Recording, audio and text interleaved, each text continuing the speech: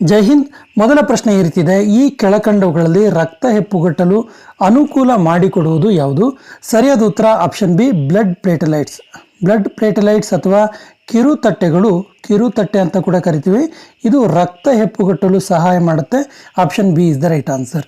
ಎರಡನೇ ಪ್ರಶ್ನೆ ಈ ರೀತಿ ಇದೆ, ಮಾಂಸಖಂಡಗಳ ಸಂಕೋಚನಕ್ಕೆ ಇವುಗಳ ಅವಶ್ಯಕತೆ ಇದೆ. ಸರಿಯಾದ ಉತ್ತರ ಮೆಗ್ನೀಷಿಯಂ ಮತ್ತು ಸೋಡಿಯಂ.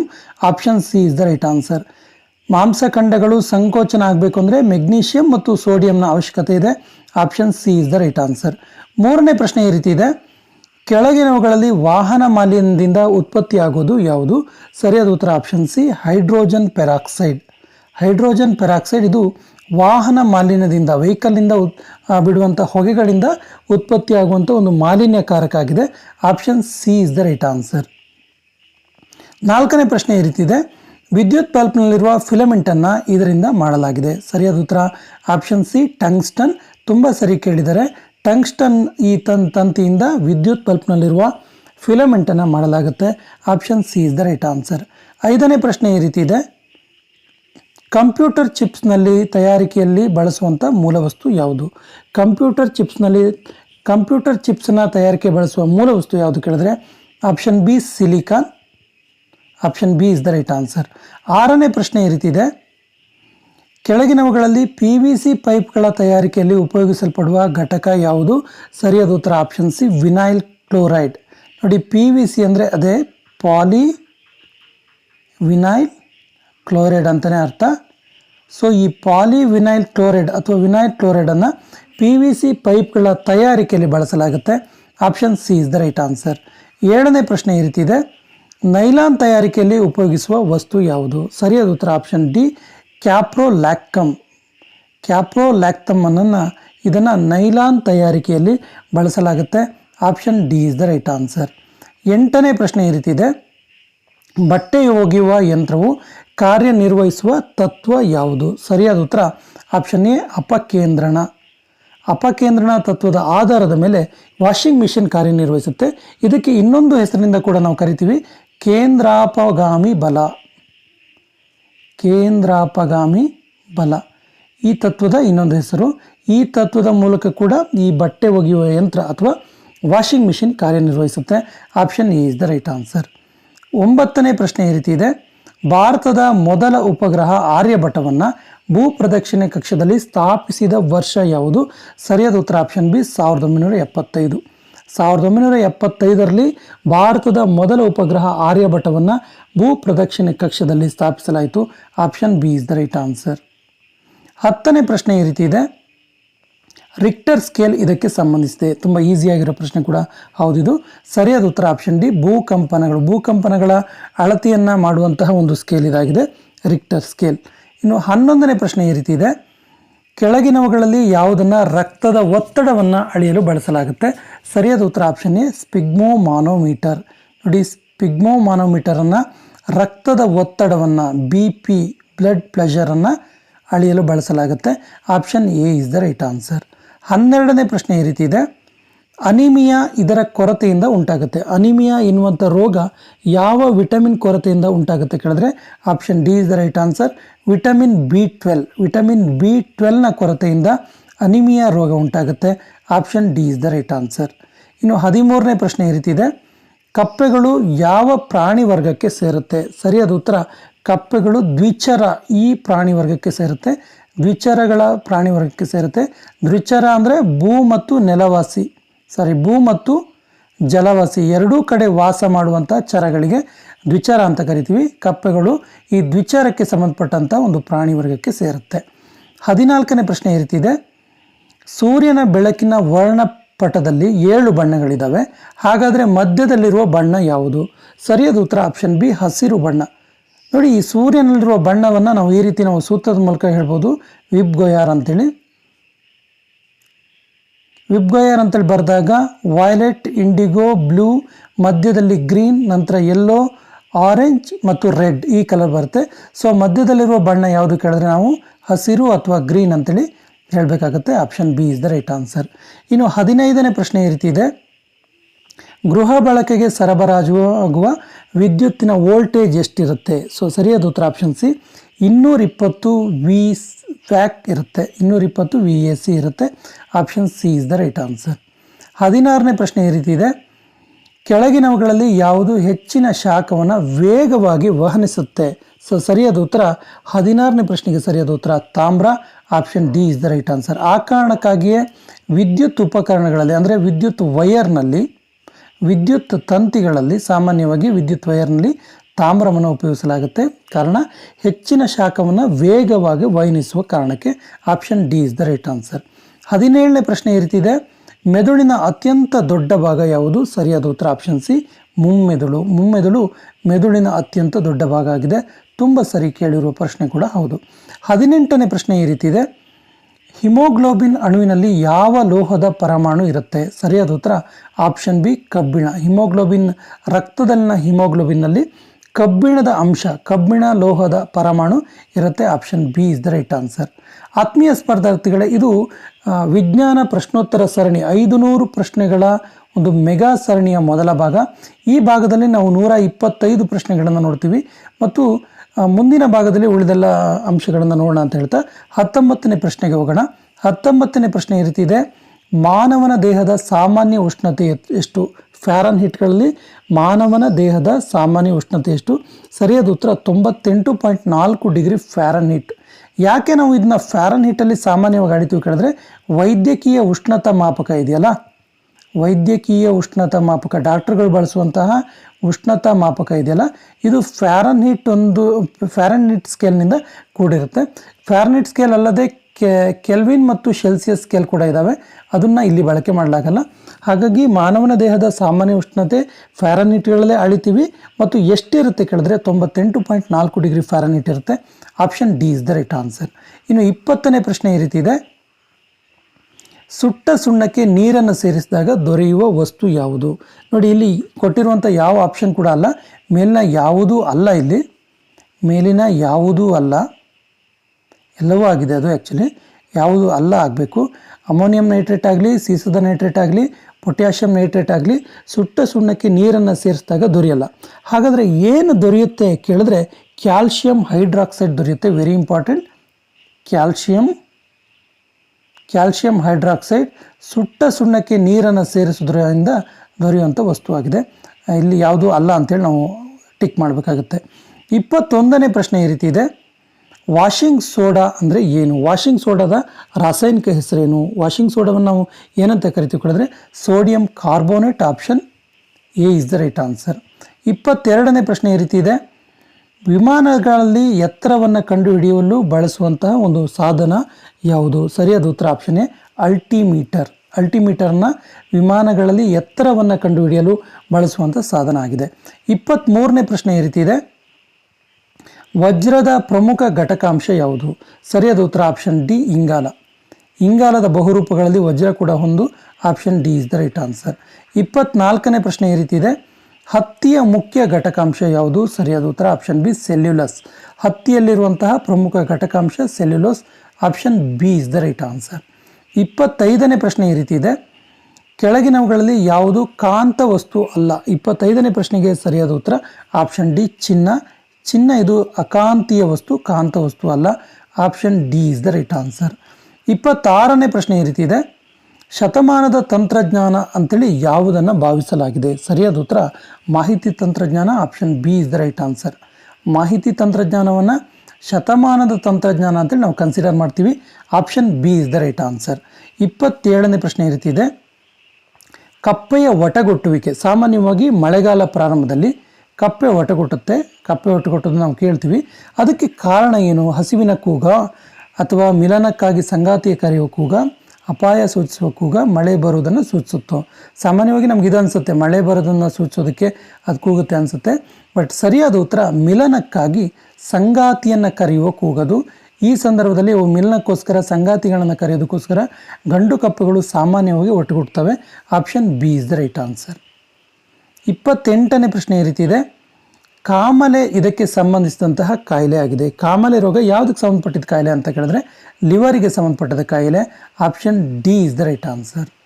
29ನೇ ಪ್ರಶ್ನೆ ಈ ರೀತಿ ಇದೆ, ಗಾಜಿನ ಮೇಲೆ ಕೆತ್ತನೆ ಮಾಡಲು ಬಳಸುವಂಥ ಆಮ್ಲ ಯಾವುದು?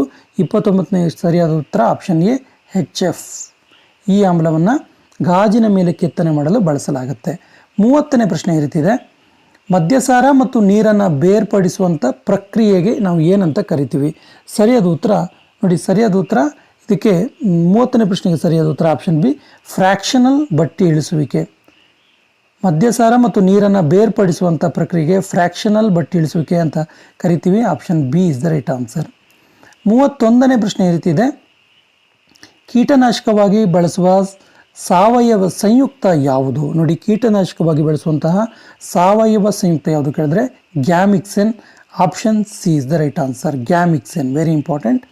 ಇನ್ನು 32ನೇ ಪ್ರಶ್ನೆ ಈ ರೀತಿ ಇದೆ, ಜೈವಿಕ ಅನಿಲ ಸ್ಥಾವರದಲ್ಲಿ ನಡೆಯುವ ಪ್ರಕ್ರಿಯೆ ಯಾವುದು? ಜೈವಿಕ ಅನಿಲ ಸ್ಥಾವರದಲ್ಲಿ ಸಿಹಿ ಹುದುವಿಕೆ ನಡೆಯುತ್ತೆ. ಸಿಹಿ ಹುದುಗುವಿಕೆ ಅಂತೇಳಿ ನಾವು ಕರಿತೀವಿ.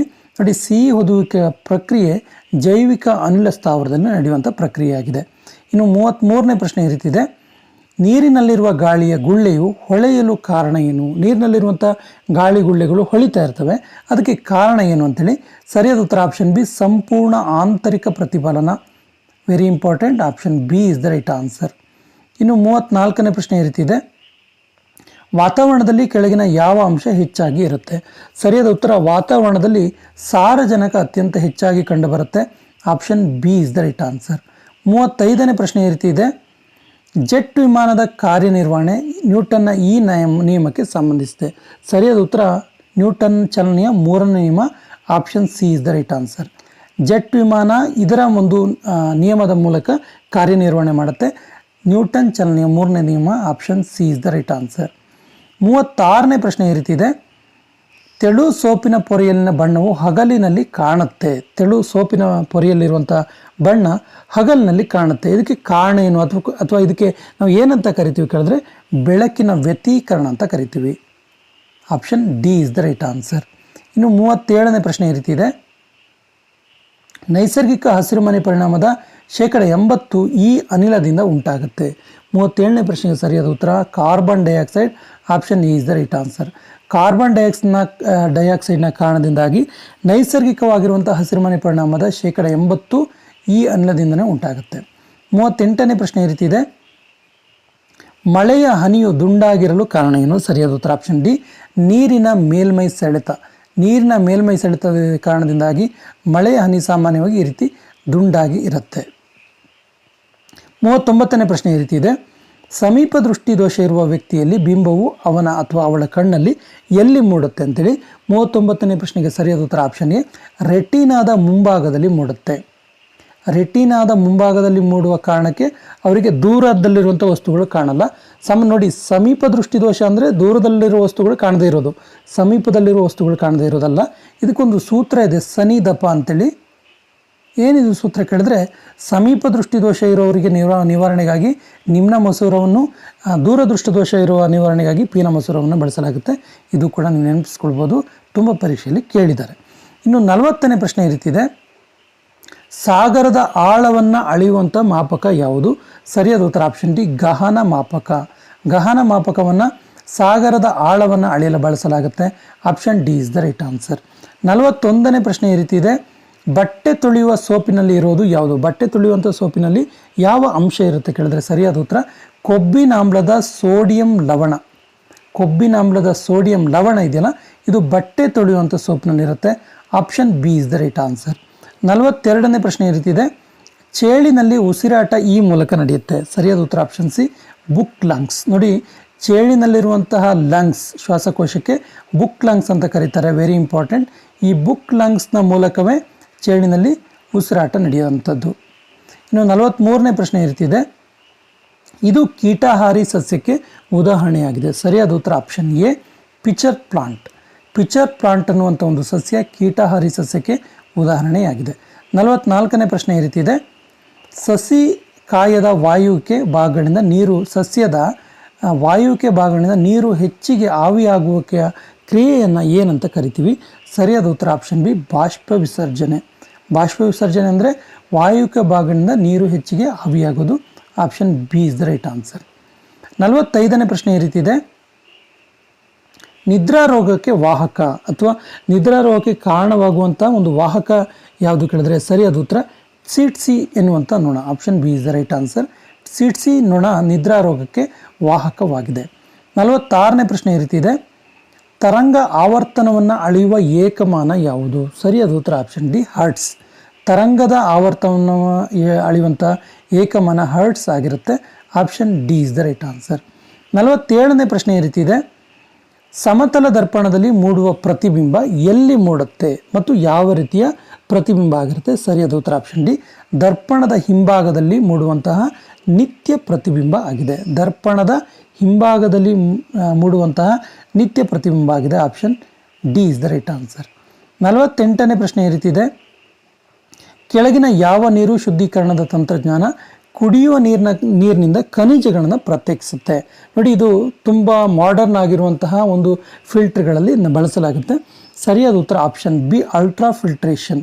ಅಲ್ಟ್ರಾ ಫಿಲ್ಟ್ರೇಷನ್ ಮೂಲಕ ನೀರಿನಲ್ಲಿರುವಂತಹ ಒಂದು ಖನಿಜಗಳನ್ನು ಪ್ರತ್ಯೇಕಿಸಿ ನೀರನ್ನು ಶುದ್ಧೀಕರಣ ಮಾಡಲಾಗುತ್ತೆ. Option B is the right answer.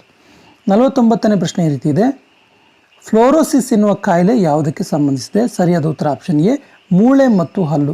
ನೋಡಿ, ನೀರಿನಲ್ಲಿರುವಂಥ ಫ್ಲೋರೈಡ್ ಅಂಶ ಹೆಚ್ಚಾದರೆ ಅಥವಾ ನೀರಿನಲ್ಲಿ ಫ್ಲೋರೈಡ್ ಅಂಶ ಹೆಚ್ಚಾದರೆ ಮಕ್ಕಳಲ್ಲಿ ಅಥವಾ ವಯಸ್ಕರಲ್ಲಿ ಹಲ್ಲುಗಳು ಹಳದಿಯಾಗೋದು ಮತ್ತು ಕಾಲುಗಳು ನೋವಾಗೋದು, ಸಂದುಗಳ ನೋವಾಗೋದಕ್ಕೆ ಕಾರಣ ಆಗುತ್ತೆ.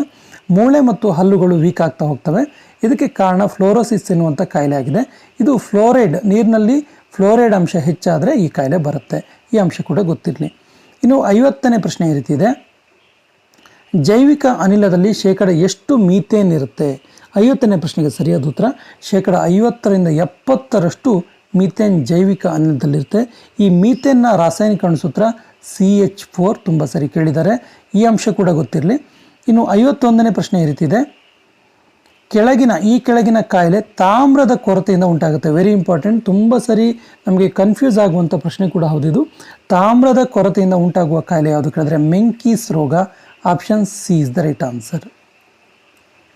ಇನ್ನು 52ನೇ ಪ್ರಶ್ನೆ ಈ ರೀತಿ ಇದೆ, ಈ ಕೆಳಗಿನವುಗಳಲ್ಲಿ ಯಾವುದು ಹಸಿರು ಮನೆ ಅನಿಲ ಅಲ್ಲ?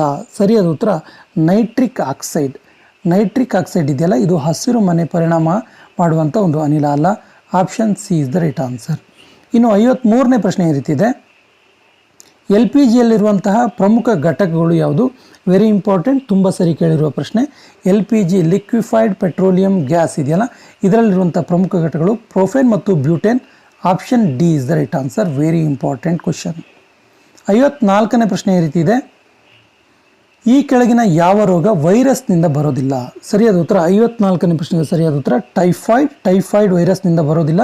ಹಾಗಾದರೆ ಟೈಫಾಯ್ಡ್ ಯಾವುದರಿಂದ ಬರುತ್ತೆ ಕೇಳಿದ್ರೆ ಸಾಲ್ಮೋನೆಲ್ಲಾ ಟೈಫಿ ಎನ್ನುವಂಥ ಬ್ಯಾಕ್ಟೀರಿಯಾದಿಂದ ಬರುತ್ತೆ. ವೆರಿ ಇಂಪಾರ್ಟೆಂಟ್, ಸಾಲ್ಮೋನೆಲ್ಲಾ ಟೈಫಿ ಎನ್ನುವಂಥ ಬ್ಯಾಕ್ಟೀರಿಯಾದಿಂದ ಬರುತ್ತೆ. ಇನ್ನು ಉಳಿದಂತೆ ಜಾಂಡೀಸ್, ಇನ್ಫ್ಲೂಯೆನ್ಸಾ ಮತ್ತು ಮಾಂಸ ರೋಗಗಳು ವೈರಸ್ನಿಂದ ಬರ್ತವೆ. ಯಾವುದು ವೈರಸ್ನಿಂದ ಬರೋದಿಲ್ಲ ಕೇಳಿದ್ರೆ typhoid. Option C is the right answer. 55ನೇ ಪ್ರಶ್ನೆ ಈ ರೀತಿ ಇದೆ, ರಾತ್ರಿ ದೃಷ್ಟಿಗೆ ಸಹಕಾರಿಯಾದ ಜೀವಸತ್ವಗಳು ಕೆಳಗಿನವುಗಳಲ್ಲಿ ಯಾವುದು? ഇരുಳು ಕುರುಡು ಬರದೇ ಇರೋ ಹಾಗೆ ರಾತ್ರಿ ದೃಷ್ಟಿ ಚೆನ್ನಾಗಿರ್ಬೇಕಂದ್ರೆ ಯಾವ ವಿಟಮಿನ್ಗಳು ಇರಬೇಕು ಅಂತೇಳಿ ಸರಿಯಾದ ಉತ್ತರ ಆಪ್ಷನ್ ಎ ವಿಟಮಿನ್ ಎ ಇರಬೇಕಾಗುತ್ತೆ. ಸರಿಯಾದ ಉತ್ತರ ಆಪ್ಷನ್ ಎ.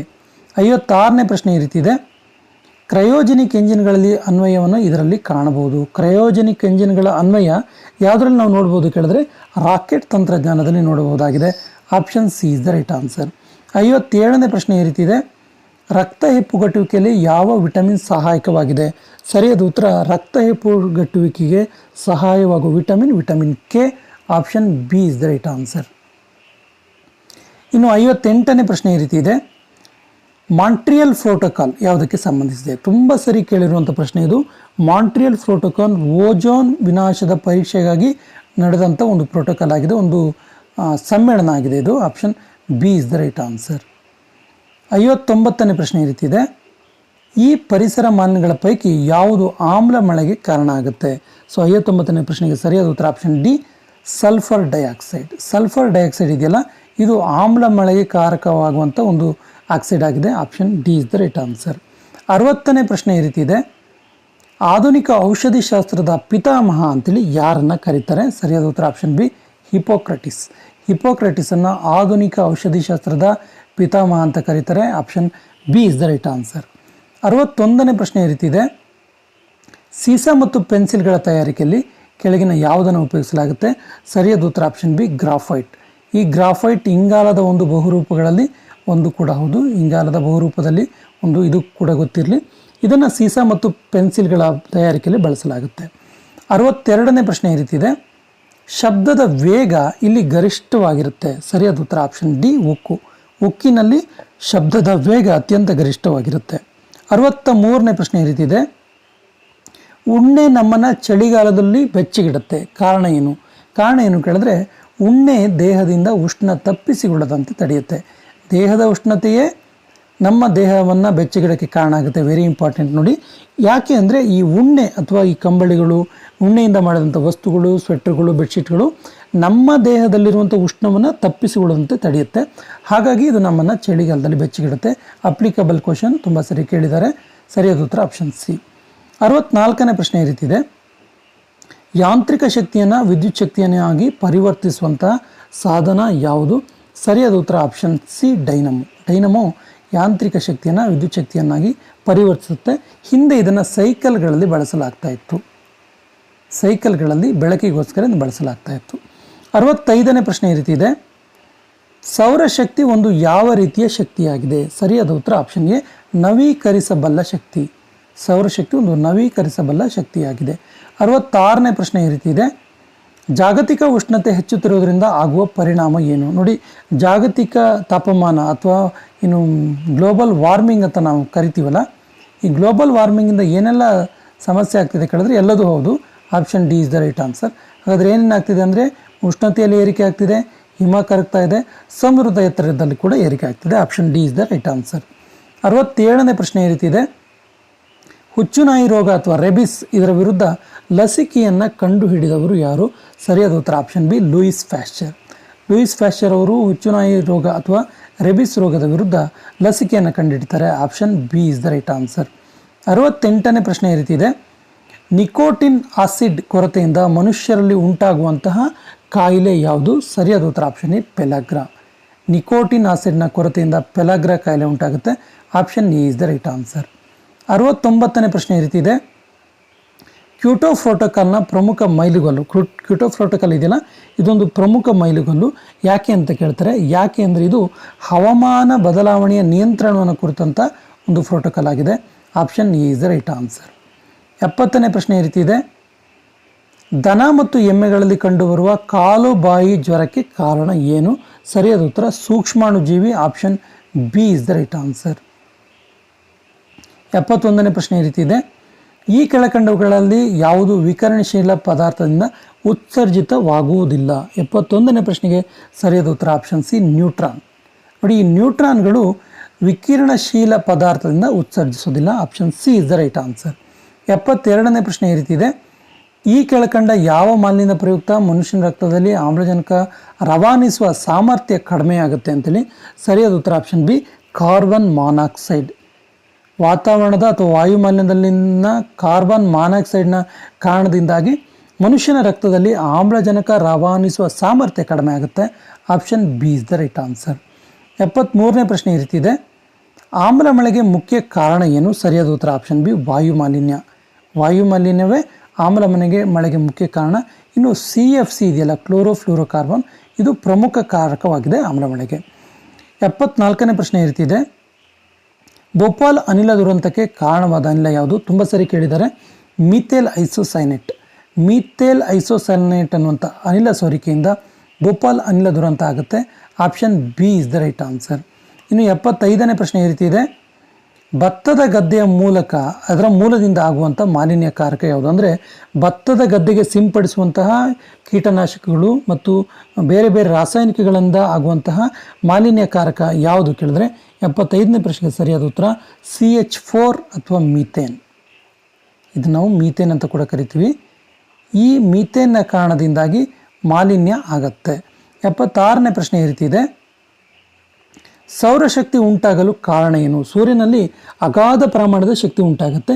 ಇದಕ್ಕೆ ಕಾರಣ ಏನು ಕೇಳಿದ್ರೆ ಆಪ್ಷನ್ ಬಿ ನ್ಯೂಕ್ಲಿಯರ್ ಸಮ್ಮಿಲನ, ಅಥವಾ ಇದನ್ನು ನಾವು ಬೈಜಿಕ ಸಮ್ಮಿಲನ ಅಂತ ಕೂಡ ಕರಿತೀವಿ. ಬೈಜಿಕ ಸಮ್ಮಿಲನ.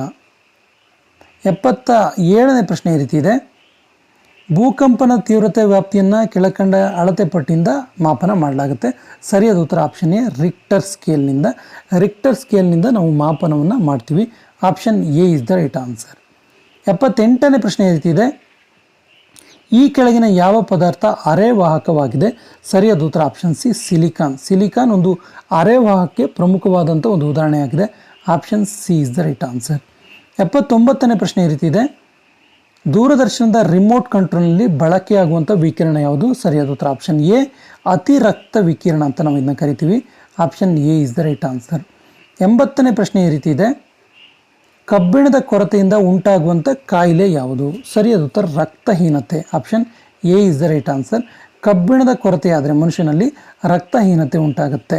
81ನೇ ಪ್ರಶ್ನೆ ಈ ರೀತಿ ಇದೆ, ಮನುಷ್ಯನ ಶರೀರದಲ್ಲಿರುವ ಅತ್ಯಂತ ದೊಡ್ಡ ಗ್ರಂಥಿ ಯಾವುದು? ಸರಿಯಾದ ಉತ್ತರ ಆಪ್ಷನ್ ಡಿ, ಲಿವರ್. ಈ ಲಿವರ್ ಇದೆಯಲ್ಲ, ಇದರ ಬಗ್ಗೆ ಒಂದು ಇಂಟ್ರೆಸ್ಟಿಂಗ್ ಫ್ಯಾಕ್ಟ್ ಇದೆ. ಲಿವರ್ ಒಬ್ಬ ಆರೋಗ್ಯವಂತ ಮನುಷ್ಯನ ದೇಹದಲ್ಲಿ ಎಷ್ಟು ಕೆ ಜಿ ಇರುತ್ತೆ ಕೇಳಿದ್ರೆ 1.5 kg, ಅಂದರೆ 1.5 kg ಅಷ್ಟು ತೂಗುತ್ತೆ. ಇದು ಮನುಷ್ಯನ ದೇಹದಲ್ಲಿರುವಂಥ ಅತ್ಯಂತ ದೊಡ್ಡ ಗ್ರಂಥಿ ಕೂಡ ಹೌದು. Option D is the right answer. 82ನೇ ಪ್ರಶ್ನೆ ಈ ರೀತಿ ಇದೆ, ಸರ್ ಸಿ ವಿ ರಾಮನ್ ಅವರು ಭೌತಶಾಸ್ತ್ರದಲ್ಲಿ ನೊಬೆಲ್ ಬಹುಮಾನ ಪಡೀತಾರೆ, ಅದಕ್ಕೆ ಕಾರಣ ಏನು? ಯಾವುದರ ಅನ್ವೇಷಣೆಗೆ ಅವರಿಗೆ ಆ ಬಹುಮಾನ ಸಿಗುತ್ತೆ ಅನ್ನುವಂಥ ಪ್ರಶ್ನೆ ಇದು. ಸರಿಯಾದ ಉತ್ತರ ಬೆಳಕಿನ ಚದುರುವಿಕೆ, scattering of light. Very important question.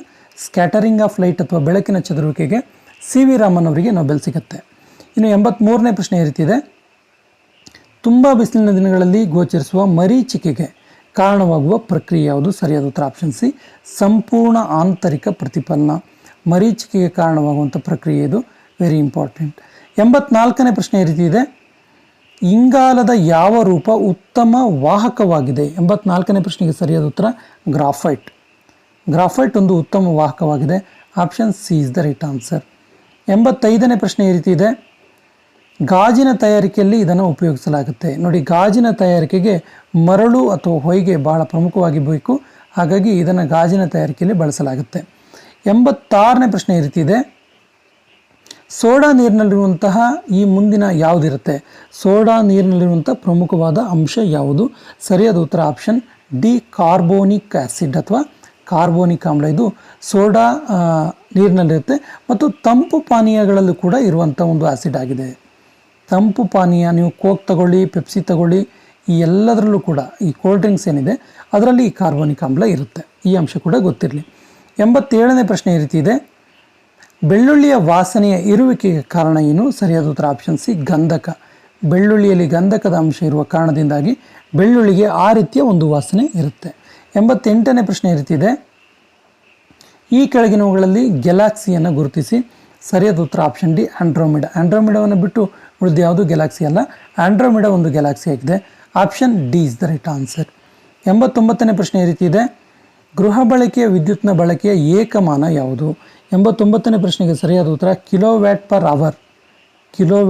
Hour ಅಥವಾ ಕಿಲೋವ್ಯಾಟ್ ಪರ್ ಗಂಟೆ. Option C is the right answer. 90ನೇ ಪ್ರಶ್ನೆ ಈ ರೀತಿ ಇದೆ, ಹಾಲು ಕೆಳಗಿನ ಯಾವುದಕ್ಕೆ ಉದಾಹರಣೆಯಾಗಿದೆ? ಸರಿಯಾದ ಉತ್ತರ ಆಪ್ಷನ್ ಬಿ, ಎಮಲ್ಷನ್. ತುಂಬ ಸರಿ ಕೇಳಿದ್ದಾರೆ. ಹಾಲು ಒಂದು ಎಮಲ್ಷನ್ನ ರೂಪವಾಗಿದೆ.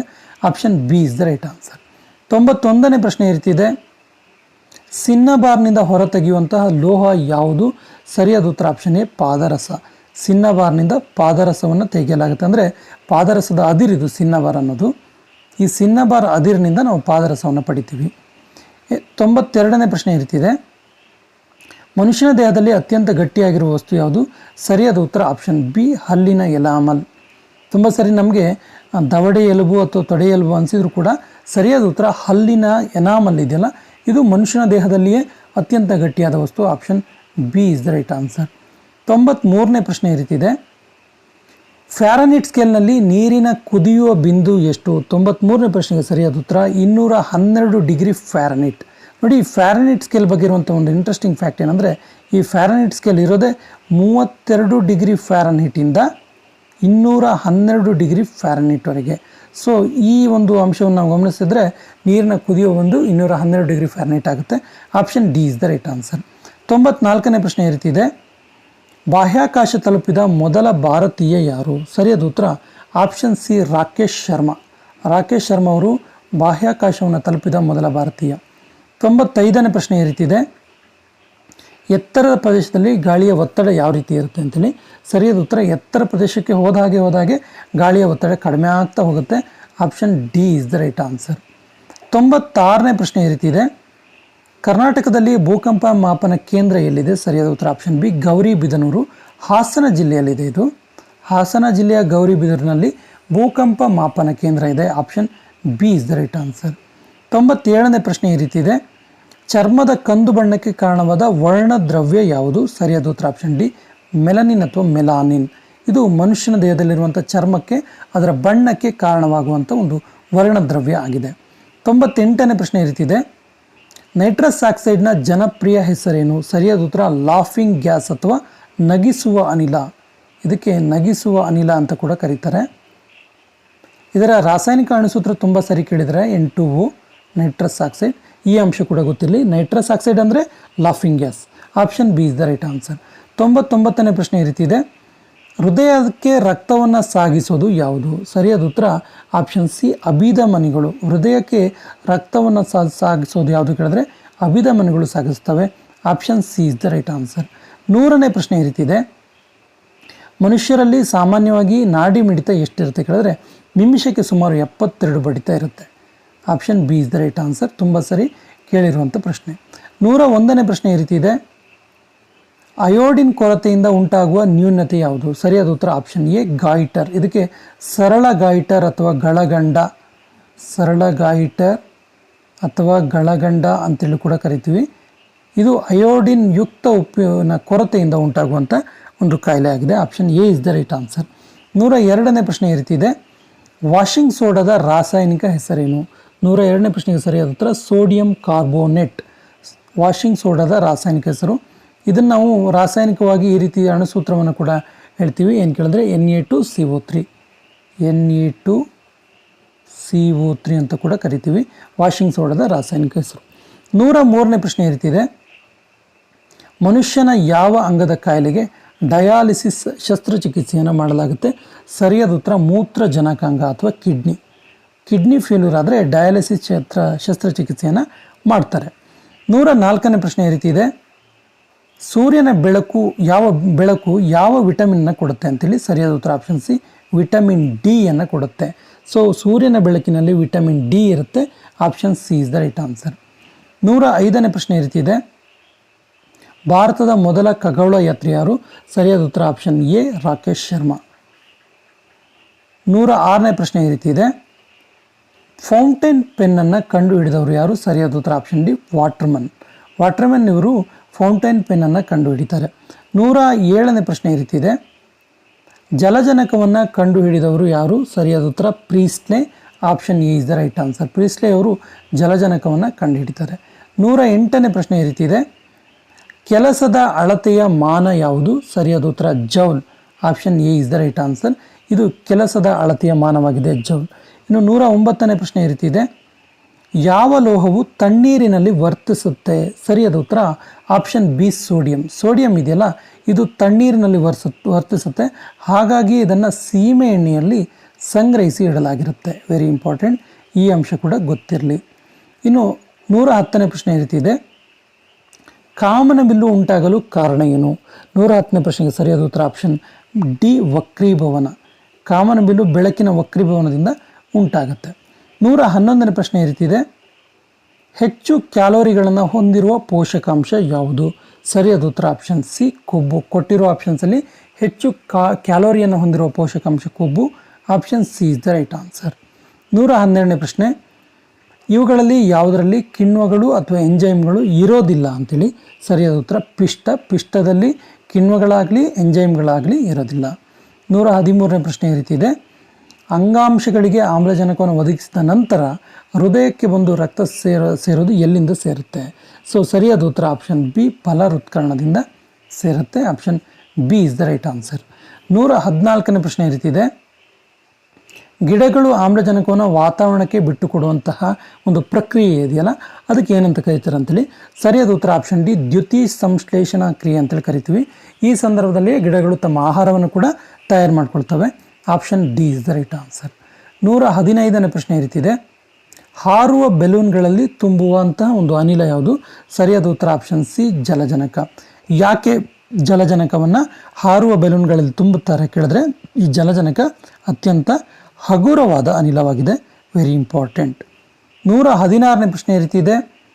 ಒಂದು ದ್ರವದ ಸಾಪೇಕ್ಷ ಸಾಂದ್ರತೆಯನ್ನು ಅಳೆಯುವಂತಹ ಒಂದು ಸಾಧನ ಯಾವುದು? ಸರಿಯಾದ ಉತ್ತರ ಆಪ್ಷನ್ ಎ ಹೈಡ್ರೋಮೀಟರ್. ಹೈಡ್ರೋಮೀಟರನ್ನು ದ್ರವದ ಸಾಪೇಕ್ಷ ಸಾಂದ್ರತೆಯನ್ನು ಅಳೆಯಲು ಬಳಸಲಾಗುತ್ತೆ. Option A is the right answer. 117ನೇ ಪ್ರಶ್ನೆ ಈ ರೀತಿ ಇದೆ. ವಾತಾವರಣದ ಉಷ್ಣತೆಯಲ್ಲಿ ದ್ರವ ರೂಪದಲ್ಲಿರುವಂತಹ ಮೂಲ ವಸ್ತು ಯಾವುದು? ಸರಿಯಾದ ಉತ್ತರ option C bromine.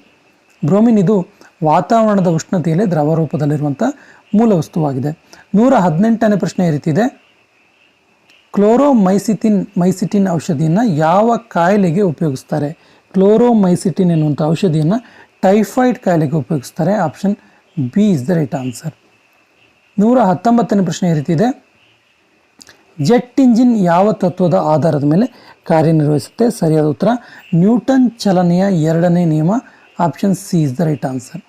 Jet engine ಇದೆಯಲ್ಲ, ಇದು ನ್ಯೂಟನ್ ಚಲನೆಯ 2ನೇ ನಿಯಮದ ಮೂಲಕ ಒಂದು ಕಾರ್ಯನಿರ್ವಹಿಸುತ್ತೆ. Option C is the right answer. 120ನೇ ಪ್ರಶ್ನೆ ಈ ರೀತಿ ಇದೆ. ಪೈರೋಮೀಟರನ್ನು ಯಾವುದನ್ನು ಅಳತೆ ಮಾಡೋದಕ್ಕೆ ಬಳಸಲಾಗುತ್ತೆ ಕೇಳಿದ್ರೆ ಅತಿ ಹೆಚ್ಚು ಉಷ್ಣತೆಯನ್ನು ಅಳತೆ ಮಾಡೋದಕ್ಕೆ ಪೈರೋಮೀಟರ್ನ ಬಳಸಲಾಗುತ್ತೆ. Option B is the right answer. 121ನೇ ಪ್ರಶ್ನೆ ಈ ರೀತಿ ಇದೆ. ಇವುಗಳಲ್ಲಿ ಯಾವುದರಲ್ಲಿ ಕೊಬ್ಬಿನ ಅಂಶ ಹೆಚ್ಚಾಗಿ ಕಂಡುಬರುತ್ತೆ ಕೇಳಿದ್ರೆ ಕೊಟ್ಟಿರುವ ಆಪ್ಷನ್ಲಿ ಹಾಲಿನಲ್ಲಿ ಅತ್ಯಂತ ಹೆಚ್ಚು ಕೊಬ್ಬಿನ ಅಂಶ ಇರುತ್ತೆ. Option E is the right answer. 122ನೇ ಪ್ರಶ್ನೆ ಈ ರೀತಿ ಇದೆ. ಹತ್ತಿ ತಳಿಯನ್ನು ಗಿಡದ ಕೆಳಕಂಡ ಯಾವ ಭಾಗದಿಂದ ಪಡೆಯಲಾಗುತ್ತೆ? ಹತ್ತಿಯಲ್ಲಿರುವಂಥ ಒಂದು ಹತ್ತಿಯ ಅಂಶವನ್ನು ಎಲ್ಲಿಂದ ಪಡೆಯಲಾಗುತ್ತೆ ಕೇಳಿದ್ರೆ ಹತ್ತಿಯ ಹಣ್ಣಿನಿಂದ ಒಂದು ಹತ್ತಿಯನ್ನು ಪಡೆಯಲಾಗುತ್ತೆ. Option A is the right answer. 123ನೇ ಪ್ರಶ್ನೆ ಈ ರೀತಿ ಇದೆ. ಗೋಬರ್ ಗ್ಯಾಸ್ನಲ್ಲಿರುವಂತಹ ಬಹುಪಾಲು ಅಂಶ ಯಾವುದಾಗಿರುತ್ತೆ? ಸರಿಯಾದ ಉತ್ತರ ಆಪ್ಷನ್ ಸಿ ಮೀಥೇನ್. ಗೋಬರ್ ಗ್ಯಾಸ್ನಲ್ಲಿರುವಂತಹ ಬಹುಪಾಲು ಅಂಶ ಮೀಥೇನ್ ಆಗಿರುತ್ತೆ. Option C is the right answer. 124ನೇ ಪ್ರಶ್ನೆ ಈ ರೀತಿ ಇದೆ. ಅಡುಗೆ ಅನಿಲಗಳನ್ನು ಸಿಲಿಂಡ್ರಲ್ಲಿ ಸರಬರಾಜು ಮಾಡಲ್ಪಡುವ ವಸ್ತು ಯಾವುದು? ಅನಿಲ ಅಂತ ನಾವು ಅಂದ್ಕೊಳ್ತೀವಿ, ಅದು ಏನಾಗಿರುತ್ತೆ ಕೇಳಿದ್ರೆ ಅದೊಂದು ಮಿಶ್ರಣ ಆಗಿರುತ್ತೆ. Option C is the right answer. 125ನೇ ಪ್ರಶ್ನೆ ಈ ರೀತಿ ಇದೆ. ಸಾಮಾನ್ಯ ವಯಸ್ಕನ ವ್ಯಕ್ತಿಯ ಹೃದಯದ ಪ್ರತಿ ನಿಮಿಷದ ಬಡಿತದ ಗತಿ ಎಷ್ಟು ಅಂತ ಕೇಳಿದ್ರೆ ನಿಮಿಷಕ್ಕೆ 72 ಸಾರಿ ಬಡ್ಕೊಡುತ್ತೆ. Option C is the right answer. 125 ಪ್ರಶ್ನೆಗಳನ್ನು ನಾವು ನೋಡಿದ್ದೀವಿ ಸ್ನೇಹಿತರೆ. ವಿಜ್ಞಾನ ಒಂದು ಮಾಸ್ಟರ್ ವಿಡಿಯೋ ಸರಣಿಯ 500 ಪ್ರಶ್ನೆಗಳ ಮೊದಲ ಭಾಗ ಇದು. ಮುಂದಿನ ಭಾಗದಲ್ಲಿ ಇನ್ನಷ್ಟು ಹೆಚ್ಚಿನ ಅಂಶಗಳನ್ನು ಕೂಡ ಕಲ್ತ್ಕೊಳ್ಳೋಣ. 126ಕ್ಕೆ ನಿಮಗೊಂದು ಪ್ರಶ್ನೆಯನ್ನು ಕೊಡಲಾಗಿದೆ. ಬ್ಯಾಟರಿಗಳಲ್ಲಿ ಬಳಸುವ ಆಸಿಡ್ ಯಾವುದು? ನೋಡಿ, nitric acid, sulphuric acid, hydrochloric acid ಮತ್ತು ಅಸಿಟಿಕ್ ಆಸಿಡ್ ಆಪ್ಷನ್ಗಳನ್ನು ಕೊಡಲಾಗಿದೆ. ಸರಿಯಾದ ಉತ್ತರವನ್ನು ಕಮೆಂಟ್ ಬಾಕ್ಸಲ್ಲಿ ಕಮೆಂಟ್ ಮಾಡಿ. ಮುಂದಿನ ವಿಡಿಯೋದಲ್ಲಿ 126ರಿಂದ ಉಳಿದಿರುವ 500 ಪ್ರಶ್ನೋತ್ತರಗಳನ್ನು ನೋಡೋಣ ಅಂತ ಹೇಳ್ತಾ ಇವತ್ತಿನ ಸೆಷನ್ ಕಂಪ್ಲೀಟ್ ಮಾಡ್ತಾ ಇದ್ದೀನಿ. Thank you.